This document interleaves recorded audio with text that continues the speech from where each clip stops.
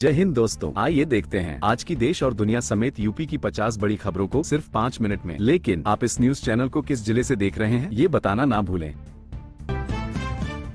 बर्फीली हवाओं से ठिठुरा पश्चिमी यूपी, कल से बारिश के आसार।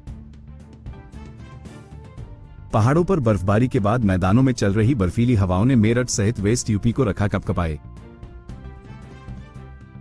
धूप के बावजूद बर्फीली हवाओं से दिन के तापमान पर लगा रहा ब्रेक। 27 जनवरी की देर शाम से मेरठ सहित वेस्ट यूपी में एक बार फिर से मध्यम से तेज बारिश और ओलावृष्टि के आसार।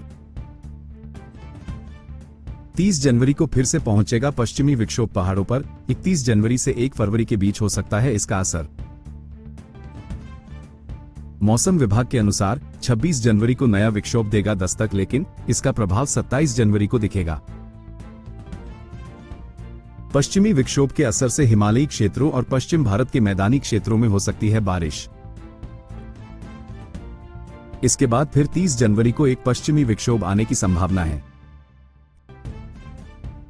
इसका भी पड़ सकता है व्यापक असर। 28 जनवरी को गरज चमक के साथ पूरे उत्तर प्रदेश में हल्की से मध्यम बारिश की संभावना है। यूरोपीय कमीशन की president Ursula von der Leyen का गणतंत्र दिवस पर भारत दौरा। 77वें गणतंत्र दिवस समारोह में एक ऐतिहासिक भारत ईयू व्यापार समझौते पर चल रही बातचीत के बीच शामिल हुई यूरोपियन कमीशन की president Ursula von der Leyen. Social media पर वॉन डेर लेयन ने लिखा, गणतंत्र दिवस समारोह में मुख्य अतिथि बनना जिंदगी भर का सम्मान। एक सफल भारत दुनिया को ज्यादा स्थिर, समृद्ध और सुरक्षित बनाता है और हम सभी को इसका फायदा होता है। प्रेसिडेंट द्रौपदी मुर्मू ने कोस्टा और वॉन डेर लेयन के साथ एक पारंपरिक बगी में पहुंचने के तुरंत बाद सलामी ली। भारत से तनाव के बीच बांग्लादेश की सेना ने उठाया बड़ा कदम, यूनुस के एंटी इंडिया एजेंडे में जनरल जमान। बॉर्डर 2 बनी रिपब्लिक डे का सेलिब्रेशन। जम्मू से कोची, अहमदाबाद से कोलकाता तक भरे शोज, निशाने पर 60 करोड़। रविवार के रिकॉर्ड के बाद सोमवार को बॉर्डर 2 पहुंच सकती है 60 करोड़ के करीब। अपनी पसंदीदा सीट मिल पाना बहुत मुश्किल, क्योंकि सोमवार को बॉर्डर 2 के शोज जैसे बन चुके रिपब्लिक डे का सेलिब्रेशन।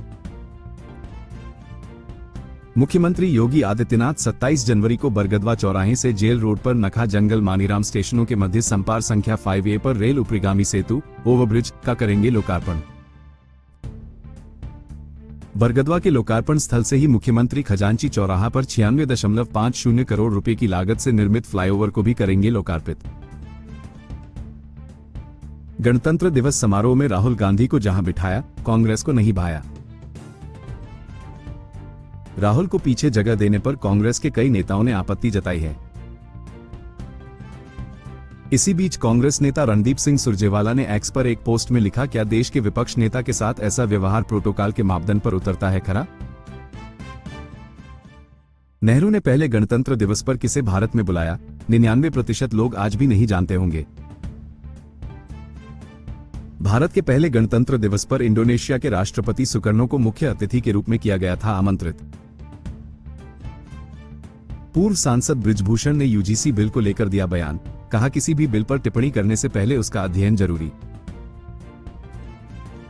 उन्होंने कहा कि हर कानून के होते हैं सकारात्मक और नकारात्मक दो पहलू। राजनीतिक बयानबाजी से शिक्षा व्यवस्था को नुकसान होता है। उन्होंने सभी से शांतिपूर्वक संवाद की अपील की। उत्तर प्रदेश में यूजीसी के नए नियमों को लेकर विरोध हो गया तेज, कई जिलों में ब्राह्मण समाज के लोगों ने किया प्रदर्शन। प्रदर्शनकारियों ने नियमों को भेदभावपूर्ण बताया, कहा गया कि ये नियम शिक्षा व्यवस्था को करेंगे कमजोर। आंदोलनकारियों ने चेतावनी दी कि विरोध आगे भी रहेगा जारी, छात्र संगठनों ने भी दिया समर्थन। मुख्यमंत्री योगी आदित्यनाथ ने महाकुंभ सेवा में उत्कृष्ट कार्य करने वाले पुलिसकर्मियों को किया सम्मानित। हेड कांस्टेबल राजेश कुमार को विशेष रूप से मिला सम्मान, मुख्यमंत्री ने उनकी सेवा भावना की सराहना की। भीड़ नियंत्रण और श्रद्धालुओं की सुरक्षा में अहम भूमिका रही, सम्मान समारोह में कई अधिकारी रहे मौजूद। परिषदीय विद्यालयों के समय में बदलाव का आदेश जारी हुआ, कक्षा 1 से 8 तक के स्कूल अब खुलेंगे नए समय पर। विद्यालय सुबह 9 बजे से दोपहर 3 बजे तक होंगे संचालित। यह आदेश सभी सरकारी प्राथमिक और उच्च प्राथमिक स्कूलों पर होगा लागू। समय परिवर्तन परीक्षा और पढ़ाई को ध्यान में रखकर किया गया। छात्रों की उपस्थिति बढ़ाने का बताया गया उद्देश्य।